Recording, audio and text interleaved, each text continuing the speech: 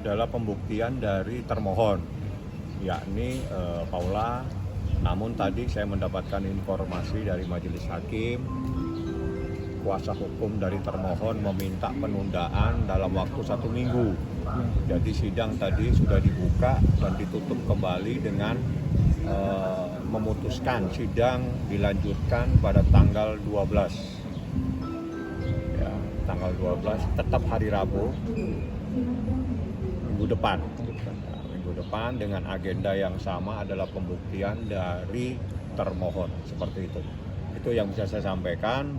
Terima kasih teman-teman media semua. Sampaikan ke rekan-rekan yang lain, hari ini sidang sudah ditunda dan dilanjutkan Rabu depan. Jadi silakan yang lain, mungkin ada agenda yang lain, silakan menjalankan tugas sebagai wartawan untuk tugas yang lain. Terima kasih. Bang, mungkin alasannya? Ya, belum saksi, masih pembuktian surat-surat ini, dokumen. Belum saksi. Berarti kalau untuk dari BAIM sendiri sudah selesai ya? BAIM sudah selesai, sudah tidak ada lagi bukti, sudah cukup 83 bukti. 9 saksi 12 Berarti dari BAIM sendiri tinggal diserahkan ke majelis hakim. Nanti kita lihat aja buktinya apa semua. Seperti itu. agenda minggu depan juga masih sama. Sama, agenda minggu depan tetap pembuktian dan ya, ada lagi. Terima kasih banyak ya. BAIM sendiri, Kalau BAIM sendiri ada shooting, ya, dia kan produser ya, kalau nggak salah, sebentar saya nggak mengikutin. Ada kegiatan film dia di Jogja, seingat saya di Jogja kalau nggak. Yang jelas bukan di daerah Jakarta. Saya kan hal-hal yang pribadi begitu saya tidak terlalu banyak menanya ya. Yang jelas dia sampaikan minta izin hari ini tidak bisa hadir karena ada kegiatan syuting film. Seingat saya di Jogja. kalau anak-anak sendiri berarti kalau BAIM dititipkan sama keluarga gitu. Iya, apakah ikut atau tidak saya nggak terlalu. Saya kan bukan ART, jadi saya nggak tahu anak itu di mana ya. Bang, Memang anaknya tidak mau, masa anak harus dipaksa. Jadi ini pemahaman yang keliru. Anak itu kalau dijadikan objek ya begini jadinya. Ini cara berpikir yang keliru. Anak itu bukan objek, anak itu subjek. Kalau anaknya tidak mau, masa dieksekusi, masa dipaksa? Gimana sih? Kalau sayang anak-anak itu jangan dipaksa.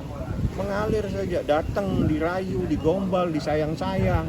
Jangan sampai anak itu menjadi trauma. Aneh kan, seorang anak itu terus takut untuk bertemu dengan ibunya, ada apa? Terus menyalahkan anak itu sendiri. Itu 24 jam dibuka. Silakan datang 24 jam. Dan saya minta datang jangan sendiri, bawa lawyernya. Supaya tidak lagi cerita, dipersulit lah segala macam. Tidak usah membuat informasi-informasi yang salah. Datang 24 jam dibuka, jangan dipaksa.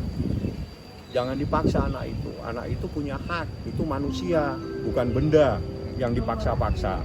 Jadi bukan zamannya lagi, itu anak harus dipaksa, harus dikirim.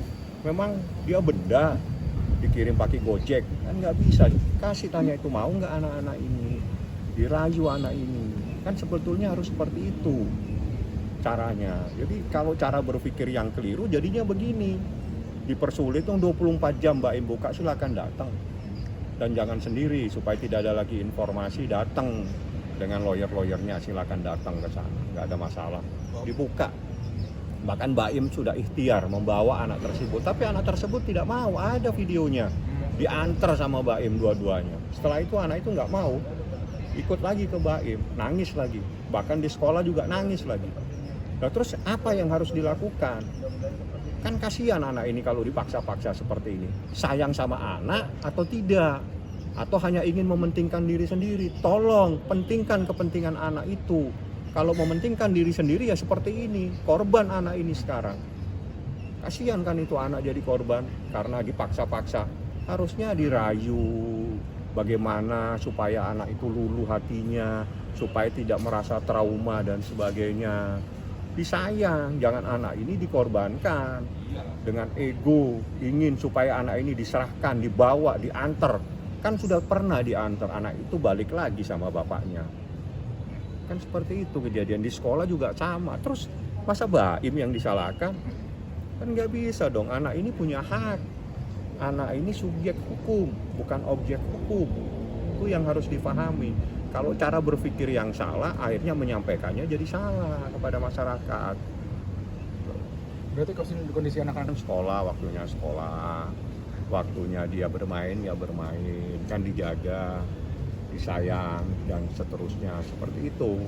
Bang, kalau kan dari kemarin mungkin Ada gini, gugatan saya pun tidak pernah mengajukan gugatan gono gini. Kita hanya mempersoalkan adanya persoalan perselisihan terkait dengan adanya ikatan perkawinan tersebut, sehingga mereka ingin mengakhiri pernikahannya dengan perceraian. tapi ada tuntutan nafkah kah dari pihak Tanya ke mereka, jangan ke saya. Karena saya tidak menuntut apa-apa. Saya hanya meminta untuk kepentingan anak yang terbaik, anak itu yang nyaman di mana, anak itu yang santai, yang tenang, tidak trauma, itu adalah dengan ayahnya. Itu adalah permintaan baik. Nah, tapi tidak menghilangkan hak-hak dari seorang ibu. Itu adalah pasti putusannya seperti itu, dan permintaan kami pun seperti itu.